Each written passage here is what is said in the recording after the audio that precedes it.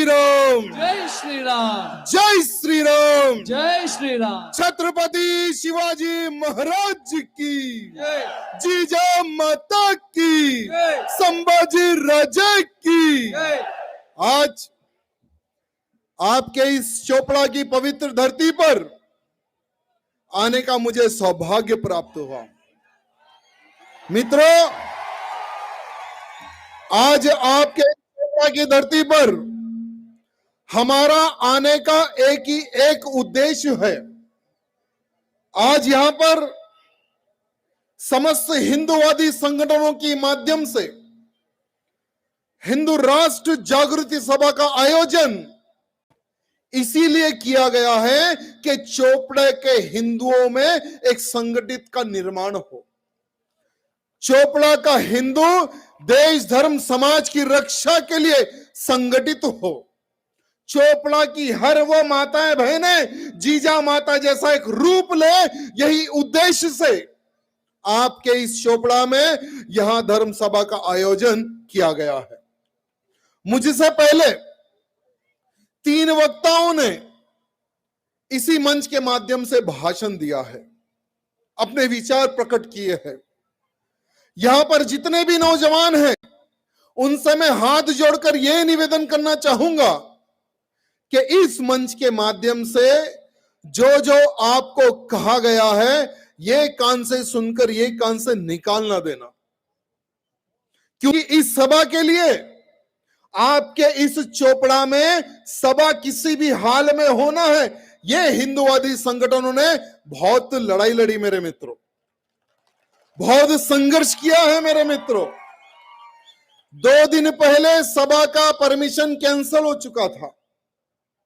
2 दिन पहले सभा नहीं कर सकते थे, ऐसा अधिकारियों द्वारा टोटली परमिशन कैंसिल हो गया था। लेकिन भगवान श्री कृष्ण जी के आशीर्वाद से, आपके संगठन की वजह से, आप सबके लोगों की प्रार्थना की वजह से कोर्ट से परमिशन लाकर यहां सभा का आयोजन किया गया मेरे मित्रों। और मंच पर जितने भी अतिथिगण इस सभा को संबोधित करने के लिए आए हैं, मैं उन सभी को प्रणाम करता हूं, धन्यवाद प्रकट करता हूं। और खास करके मेरे राइट और लेफ्ट और सामने छत्रपति शिवाजी महाराज के जो माहौल है, लगभग 3 घंटे से जो इस मैदान में बैठे हैं, मैं आप सभी लोगों को बहुत बहुत धन्यवाद एवं प्रणाम करता हूं मेरे मित्रों। आज एक बहुत सुंदर माहौल बना हुआ है। पूरे महाराष्ट्र में 19 फरवरी के दिन छत्रपति शिवाजी महाराज की जयंती यानी शिव जयंती बहुत ही उत्साह से मनाया गया। हमने सुना है कि चोपड़ा में भी बहुत ही सुंदर तरीके से शिव जयंती मनाया गया। तो आज मैं उन हिंदू वीरों को छत्रपति शिवाजी महाराज के बारे में कुछ बताने के लिए यहां पर आया हूं। मित्रों, आज की युवा पीढ़ी को छत्रपति शिवाजी महाराज के संघर्ष के बारे में, उनके बलिदान के बारे में, अगर छत्रपति शिवाजी महाराज ना होते तो हम हिंदू ना होते, ये आज की पीढ़ी को बताने की आज आवश्यकता है। मैं भारत देश में बहुत सारे राज्यों में जाता हूं, जहां जहां पर मेरी सभाएं, मेरी रैली होती है, उन सभी को यह कहता हूं कि काशी की कला जाती, क्या कहते हैं वो, काशी की कला जाती, मथुरा मस्जिद होती। अगर छत्रपति शिवाजी महाराज ना होते तो हर हिंदू की, तो ये हर वो हिंदू को मैं कहता हूं कि आज तुम तिलक लगाते हो, यह छत्रपति शिवाजी महाराज की देन है। आज तुम गर्व से कहते हो कि मैं हिंदू हूं, यह छत्रपति शिवाजी महाराज की देन है। और आज सिर्फ महाराष्ट्र ही नहीं, हर राज्य में छत्रपति शिवाजी महाराज की शिव जयंती बहुत ही धूमधाम से मनाई जा रही है मेरे मित्रों। हमने झारखंड में, छत्तीसगढ़ में, राजस्थान में, बहुत सारे राज्य में, यहां तक कि आंध्र प्रदेश, तेलंगाना में भी नौजवानों को आह्वान किया था कि छत्रपति शिवाजी महाराज की जयंती आपको मनाना है। बहुत ही धूमधाम से उन राज्यों में छत्रपति शिवाजी महाराज की जयंती मनाई गई। मेरे मित्रों, आज सोशल मीडिया के माध्यम से लगभग यूट्यूब चैनल पर लाइव जा रहे हैं। मेरे मित्रों, आप सब लोगों को लाखों लोग सोशल मीडिया के माध्यम से देख रहे हैं। तो उन सभी को आज मैं छत्रपति शिवाजी महाराज के बारे में बताना चाहूंगा कि एक समय पर हमारे भारत देश पर औरंगजेब का कब्जा था। वो राजा बना हुआ था। औरंगजेब का एक ही एक संकल्प था कि एक एक हिंदू को मैं खत्म कर दूं या तलवार की नोक पर उसका धर्मांतरण कर दूं। एक एक हिंदू मंदिर को मैं ध्वंस कर दूं। एक एक मंदिर जहां पर टूटेगी वहां पर मस्जिद बनाऊं। ये संकल्प लेकर औरंगजेब आगे बढ़ रहा था। एक छोटे से गांव में, एक छोटे से क्षेत्र में एक छोटी सी लड़की एक भगवान शंकर जी की पूजा करने के लिए मंदिर में ठहरती है। वो मंदिर बहुत छोटा बनाते हैं मेरे मित्रों गांव वाले, क्योंकि जब बड़ा अगर मंदिर बनता है तो औरंगजेब की सेना को दिखते तो मंदिर तोड़ देते थे। एक छोटी सी लड़की हाथ में फूल, एक छोटी सी लड़की के हाथ में फूल जब भगवान शंकर के मंदिर जाती है तो सामने से औरंगजेब की सेना जाती है। तो उस मंदिर के सामने कुछ लोगों को खड़ा देखकर सेना रुककर कि यहां पर क्यों लोग खड़े हुए हैं, जब जाकर देखती है तो एक छोटा सा मंदिर, एक छोटी सी लिंग, उस पर लोग फल फूल चढ़ा रहे थे। उस छोटी सी लड़की के सामने उस मंदिर को तोड़ा गया। गौ मांस के टुकड़े हमारी शिवलिंग पर रखे गए। मूत्र विसर्जन किया गया उस मंदिर के ऊपर और मंदिर को खंडित कर दिया गया। छोटी सी लड़की देखकर यह सोचती है कि मेरे शिवा का इतना बड़ा अपमान। सब लोग देख रहे, कोई कुछ नहीं बोल रहा, सबको अपनी जान का डर था।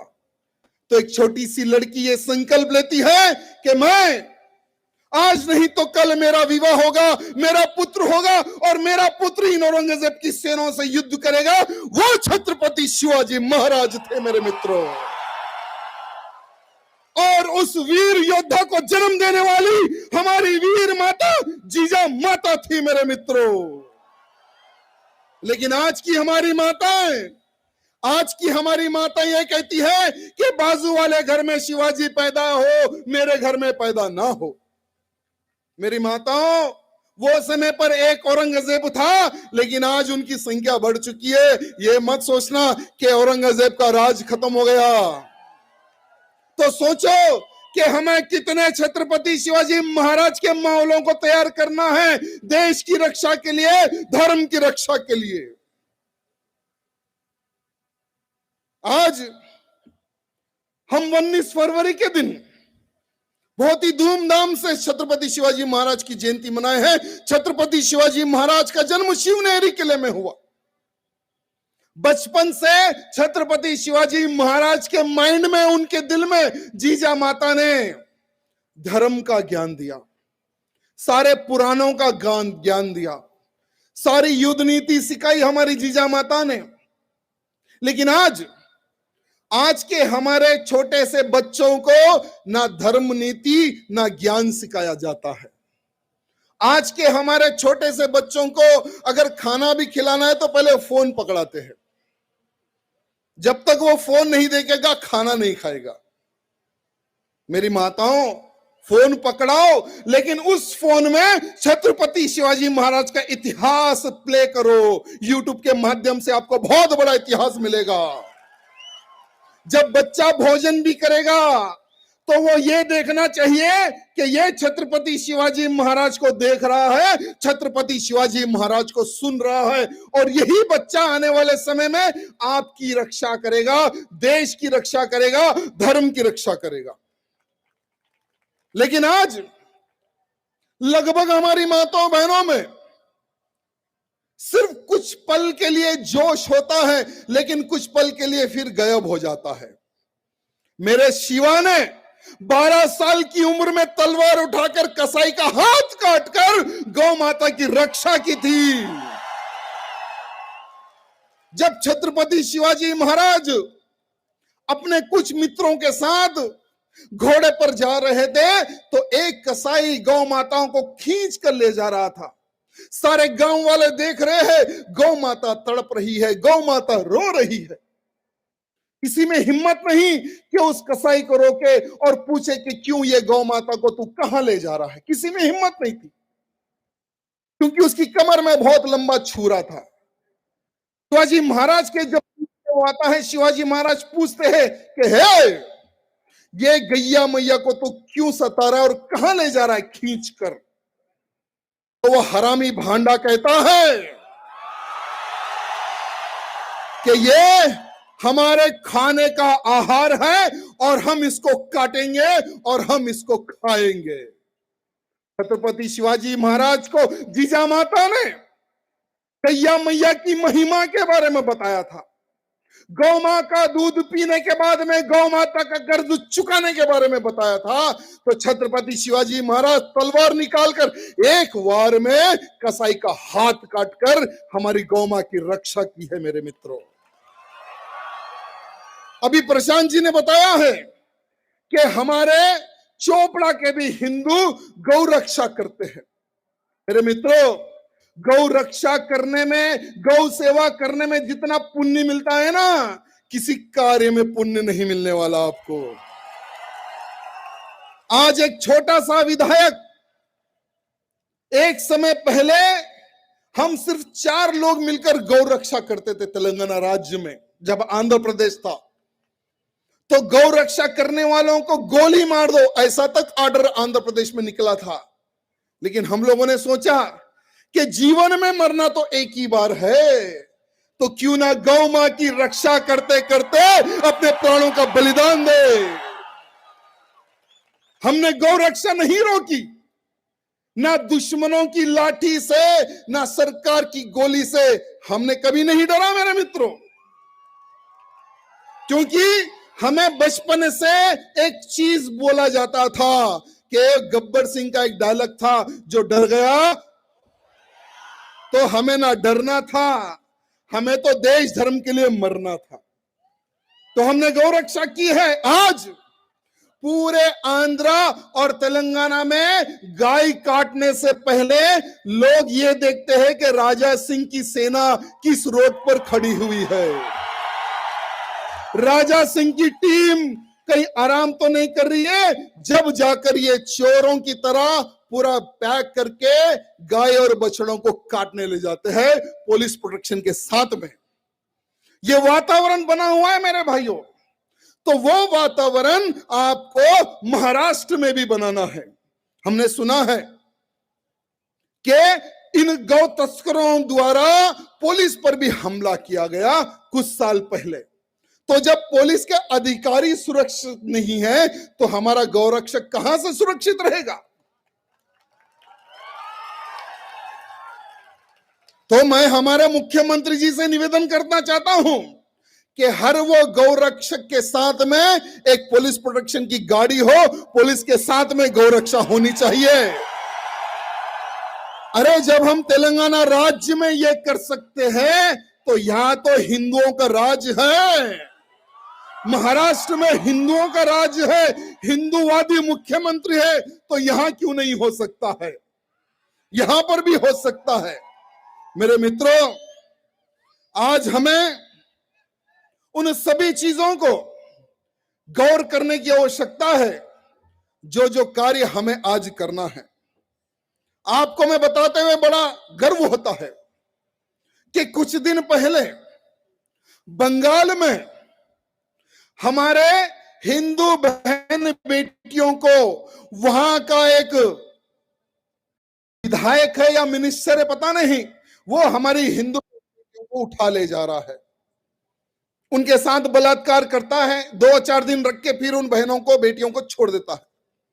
यह है बंगाल की स्थिति। ये क्यों बता रहा हूं? क्योंकि जहां पर हिंदूवादी सरकार नहीं, वहां पर हिंदुओं की रक्षा नहीं। अरे एक समय पहले जब छत्रपति शिवाजी महाराज मुगलों से लोहा ले रहे थे, छत्रपति शिवाजी महाराज संघर्ष कर रहे थे, तो छत्रपति शिवाजी महाराज की सेना में ऐसे शूरवीर योद्धाएं थे जो छत्रपति शिवाजी महाराज के एक इशारे पर जान ले भी सकते थे और जान दे भी सकते थे। एक समय पहले हमारे एक सैनिक आपाजी सोंदेल जी, उनको पता चलता है कि बादशाह का खजाना कल्याण से होते हुए बीजापुर जा रहा था। तो आपा जी को पता चलते थोड़ी सी सेना लेकर उन्होंने ये विचार किया कि ये सोना जो है, ये चांदी जो है, ये हीरे जवाहरात जो है, हमारे हिंदू मंदिरों को लूट कर, हिंदुओं को मार कर उनसे लूटा हुआ धन है और ये धन मैं जाने नहीं दूंगा, ये धन तो मैं लूट कर ही रहूंगा। आपाजी ने एक टीम बनाकर उन मुगलों की सेना पर, उन सुल्तान की सेना पर, उन बादशाह के सिपाहियों पर हमला करके सारा का सारा सोना चांदी हीरे जवाहरात लूट लेता है। लूटने के बाद में एक छोटी सी बग्गी होती है, डोली होती है ना, उसमें बादशाह की बहू भी रहती। तो हमारे आपा जी ने सोचा कि बहुत सारे सुल्तानों के पास में बहुत सारी आजू बाजू रानियां रहती है, लेकिन हमने कभी नहीं देखा कि हमारे शूबा के बाजू आजू तो एक भी रानी नहीं रहती। तो क्यों ना ये इसको मैं शिवाजी महाराज को गिफ्ट दूं, एक दासी क्यों ना मैं बना दूं। वो सोच के हमारे आपा जी उस बहू को भी शिवाजी महाराज के पास लेकर चले जाते। मेरे मित्रों, ले जाने के बाद में वो सोचते थे कि शिवाजी महाराज बहुत खुश होंगे मेरे इस कार्य को देखकर, लेकिन छत्रपति शिवाजी महाराज क्रोधित हो गए। क्रोधित होकर आपा जी को कहा कि आपा जी ये तुमने बहुत गलत किया।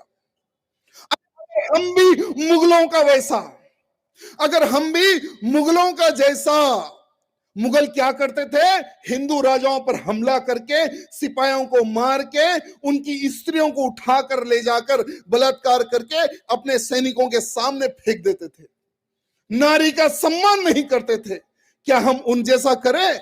नहीं, हमारा लक्ष्य है हिंदवी स्वराज की स्थापना और माताओं बहनों की रक्षा करना।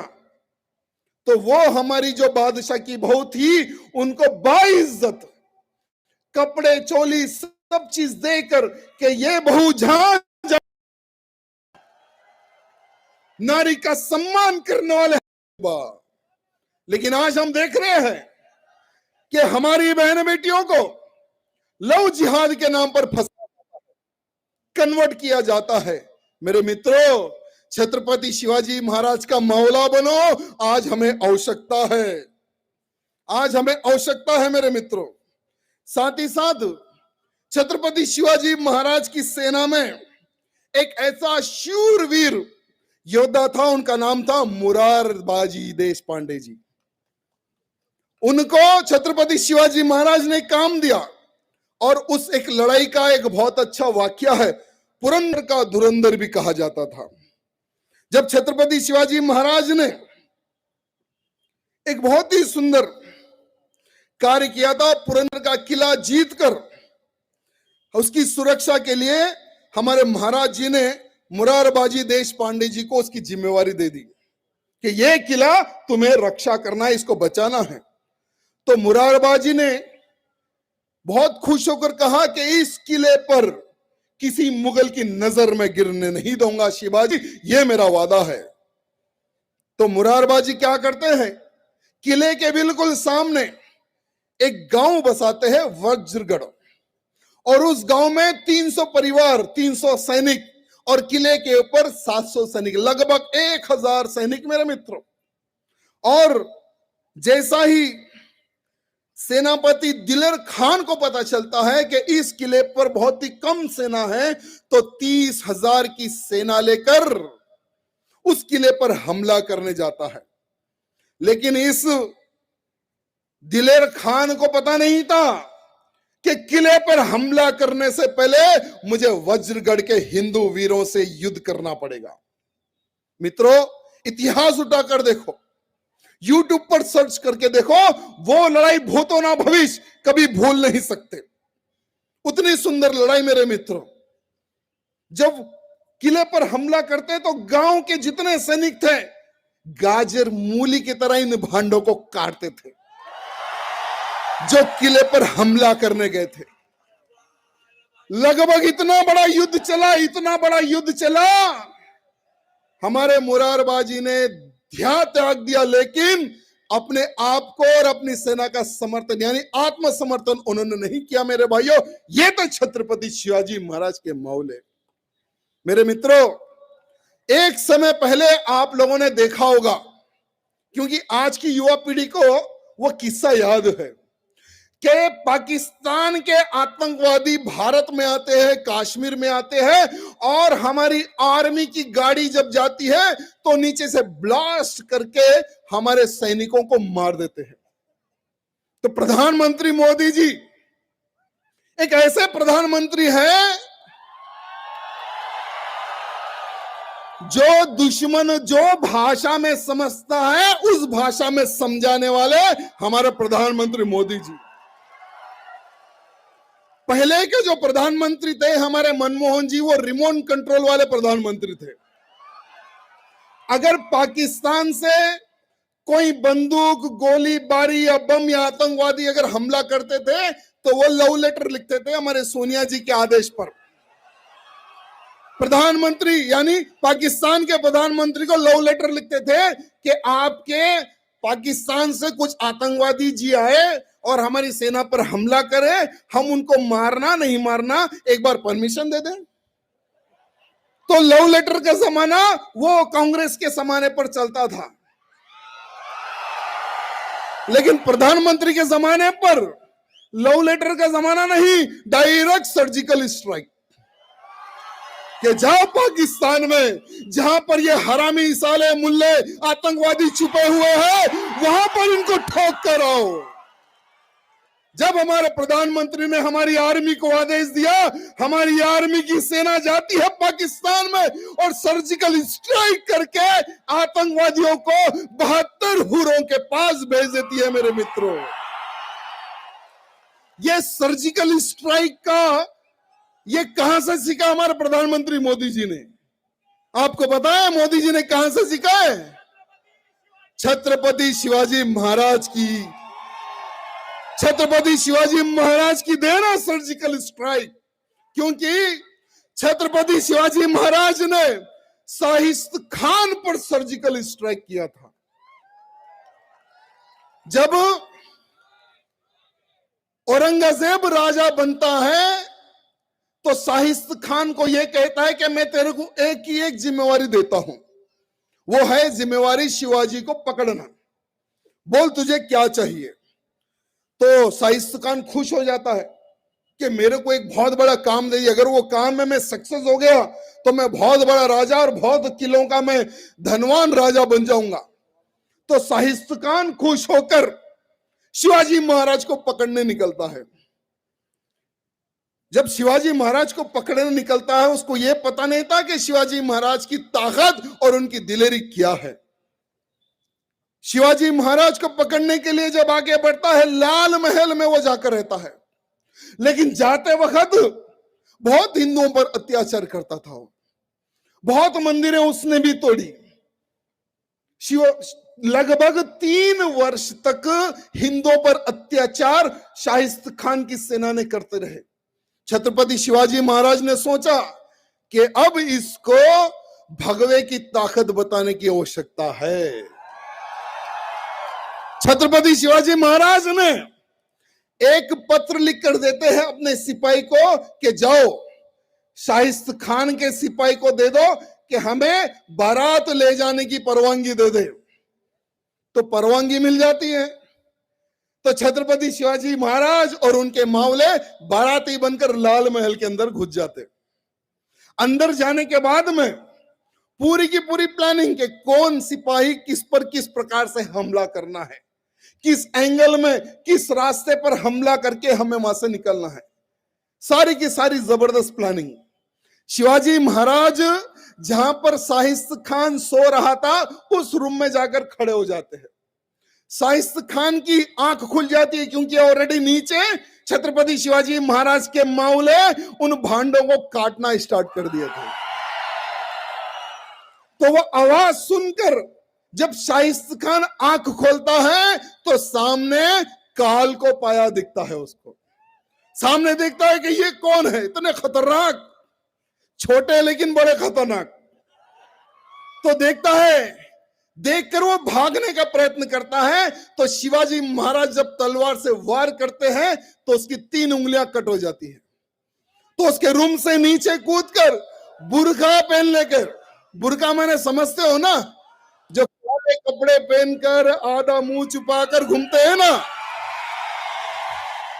उसको बुर्का कहते हैं। तो वो बुर्का पहन लेके महिलाओं का कोई रूम होता है, वहां जाकर वो छुप जाता है। छुपने के बाद में शिवाजी महाराज वहां जाते हैं और बोलते हैं कि शिवाजी शिवाजी बहुत बोल रहा था ना कि मैं हूं शिवाजी, कह दो शाइस्त खान से कि लाल महल छोड़कर चले जाए, और आजू बाजू भी अगर दिखेगा तो गर्दन काट कर यही लाल महल पे लटका दूंगा। ये थे हमारे शिवा, ये था उनका बलिदान। ये इस प्रकार से हमारे छत्रपति शिवाजी महाराज युद्ध करते थे मेरे मित्रों। साथ ही साथ वैसे तो तुरंत की लड़ाई हो, कल्याण की लड़ाई हो, रायगढ़ की लड़ाई हो, ऐसे बहुत सारे युद्ध हैं जो छत्रपति शिवाजी महाराज ने लड़े हैं मेरे मित्रों। लेकिन एक लड़ाई ऐसी भी है जो कि छत्रपति शिवाजी महाराज को बहुत ही चैलेंजिंग थी। वो लड़ाई थी अफजल खान से युद्ध करना। क्योंकि जब वो समय पर हिंदवी स्वराज की स्थापना का संकल्प लिए हमारे छत्रपति शिवाजी महाराज इन मुगलों की सेना को मार मार कर भगा रहे थे, तो आदिल शाह का जीना हराम कर दिए थे छत्रपति शिवाजी महाराज। लगभग 2 साल तक शिवाजी महाराज को कैसे पकड़े यह आदिल शाह सोचता रहा। लेकिन वही समय पर एक दरबार का आयोजन किया गया। आदिल शाह और उसकी दादी एक दरबार लगाकर बोलती है कि जो शिवाजी को पकड़ के लाएगा उस व्यक्ति को जो चाहे वो इनाम मिलेगा, जो मुंह मांगा इनाम मिलेगा। किसी में दम नहीं थी कि कोई आ गया है। तो ये जो अफजल खान था ये लालची था। उसने सोचा कि मैं तो शिवा को इजी पकड़ लूंगा क्योंकि मैं बहुत ताकतवर हूं, क्यों ना मैं बहुत सारी सेना मांग लूं, सेना भी मिल जाएगी, मुंह मांगा इनाम भी मिल जाएगा। तो सामने आके कहता है कि मैं बिना घोड़े से उतरे शिवा को पकड़ कर लाऊंगा। तो सही है, वाह बहुत बड़ी बात है ये तो। आदिल शाह बोलता है कि ठीक है, हम तुम्हें सारी की सारी सेना देते हैं, जाओ जाकर शिवा को पकड़ के लाओ। तो ये अफजल खान एक मुल्ले के पास जाता है। वो उसको बहुत मानता है। वो ये अफजल खान बोलता है कि भाई मैं शिवाजी को पकड़ने जा रहा हूं, इसमें मेरी विजय होगी या नहीं होगी आप बताओ। तो वो मुल्ला बोलता है कि भाई तू जा रहा है तो शिवाजी को पकड़ने के लिए, लेकिन तू जिंदा वापस नहीं आएगा, क्योंकि शिवा के बारे में मैं जितना जानता हूं, मैंने जितना सुना है, वो अपने शत्रु को कभी जिंदा नहीं छोड़ा। तो तू भी सोच समझ के आगे जा। तो अब अफजल खान सोच में पड़ जाता है कि भाई अगर मैं सपोज मर गया तो जो मेरी 60 बीबियां हैं, यानी 63 बीबियां थी उसकी। कितनी बीबियां थी? अफजल खान को 63 बीबियां थी। तो अगर मैं मर गया तो ये जो मेरी 63 बीवियां हैं तो किस किस से विवाह करेगी, कहां कहां जाके बच्चा पैदा करेगी, वो सोचने में लग गया। तो अफजल खान ने सोचा कि भाई मैं मरूं या जीऊं, लेकिन मुझे विश्वास है मैं जीतूंगा। तो वो 63 उसकी बीवियों को मार देता है, उनका मर्डर करके उनको गाड़ देता है। ये इतिहास में लिखा है मेरे मित्रों। और जब अफजल खान उसकी बीवियों को मारने के बाद में जब शिवाजी महाराज को पकड़ने जाता है तो उस अफजल खान को पता था कि शिवाजी को मैं अगर क्रोध में लाऊंगा तो ही शिवा बाहर निकलेगा, क्योंकि ये पहाड़ी का चूहा है। वो कहता है कि शिवा पहाड़ी का चूहा है और चूहे को पकड़ना नामुमकिन है, लेकिन उस गधे को यह पता नहीं कि शिवाजी चूहा नहीं शेर है। तो ये अफजल खान जाते जाते हमारे पंढरपुर के पंढरीनाथ मंदिर को तोड़ता है, तुलजा भवानी मंदिर को तोड़ता है, खेत खलियान जलाता है, जो मंदिर दिखता है उसको लूटता है, धन चांदी सोना चांदी सब लूट लेता है। जब जीजा मैया को यह बात पता चलती है कि अफजल खान हिंदुओं को मारते हुए आ रहा है, मंदिरों को खंडित करते हुए आ रहा है, तो छत्रपति शिवाजी महाराज जीजा माता से आशीर्वाद लेकर किसी भी हालत में अफजल खान को मारना है, यह संकल्प लेकर एक योजना बनाकर एक पत्र लिखते हैं कि मैं कॉम्प्रोमाइज करना चाहता हूं, मैं मिलना चाहता हूं। तो अफजल खान सोचता अरे मैं तो इसको बहुत ही शूरवीर समझा, ये तो बिल्कुल ही सचमुच में चूहा निकला। तो ठीक है, क्या डिमांड है कि ना तेरी प्लेस ना मेरी प्लेस, चल जंगल में मिलेंगे। तो अफजल खान बोलता ठीक है, तेरे पास से दो मेरे पास से दो, बस हम लोग मिलेंगे। टेंट टूंट जबरदस्त व्यवस्था होती है। तो अफजल खान ऑलरेडी प्लान कर लेता है कि मैं शिवा को वहीं पर मारूंगा, और इन हरामियों के बारे में शिवाजी को बहुत अच्छे से पता है, इनकी रग रग से शिवाजी महाराज जानते हैं, क्योंकि ये लोग पीठ पर वार करने वाले मुल्ले हैं। और शिवाजी महाराज पूरी की पूरी प्लानिंग से जाकर अपने पगड़ी को बुलेट प्रूफ बना देते हैं, अपने पूरे बॉडी को बुलेट प्रूफ बना देते हैं, हाथ में पगलनक रख लेते हैं, अफजल खान से मिलते हैं। ये तो इतिहास आपको सबको पता ही है कि अफजल खान हरामी का पेट फाड़कर भगवा हमारे शिवा ने लहराया था। ये थे हमारे शिवाजी।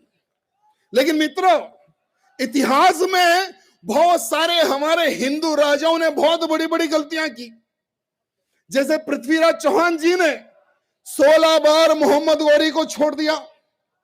बहुत बड़े बड़े राजाओं ने तरस खाकर इन औरंगजेब जैसे अनेकों और भी बहुत सारे राजाएं थे, उनको छोड़ दिया। लेकिन हमारे छत्रपति शिवाजी महाराज ऐसे नहीं थे। जब छत्रपति शिवाजी महाराज किसी दुश्मन को पकड़ते थे तो उसको ऐसी मौत देते थे कि आने वाला शत्रु भी 1000 बार सोचे कि मैं शिवाजी के नजदीक जाऊं या ना जाऊं। जैसे अफजल खान का पेट फाड़ने के बाद में उसकी गर्दन काट के दरवाजे पे लटका दिए थे प्रतापगढ़ के, ये थे हमारे शिवाजी। और वही छत्रपति शिवाजी महाराज के रास्ते पर हमारे नरेंद्र मोदी जी चल रहे हैं मेरे मित्रों, जो दुश्मन को छोड़ते नहीं, डायरेक्ट ठोकते हैं नरेंद्र मोदी जी। मेरे मित्रों, इतिहास में लिखा गया कि किस तरह से इन औरंगजेबों ने हम हिंदुओं पर अत्याचार किया। इतिहास में लिखा हुआ है कि कितने मंदिरों को तोड़कर पता नहीं इन्होंने क्या क्या बनवाई है। अरे इतिहास गवाह है कि मेरे संभाजी को किस तरह से इन्होंने मारा था। मेरे भाइयों, ये हमें भूलना नहीं है। क्या मैं आपको पूछना चाहता हूं, क्या हम संभाजी राजे का बलिदान भूल सकते हैं? संभाजी महाराज के बारे में एक ने बहुत अच्छा लिखा है मेरे भाइयों, देश धर्म का नाता है, यानी देश धर्म पर मिटने वाला शेर शिवा का छावा था, महापराक्रमी परम प्रतापी एक ही शंभू राजा था।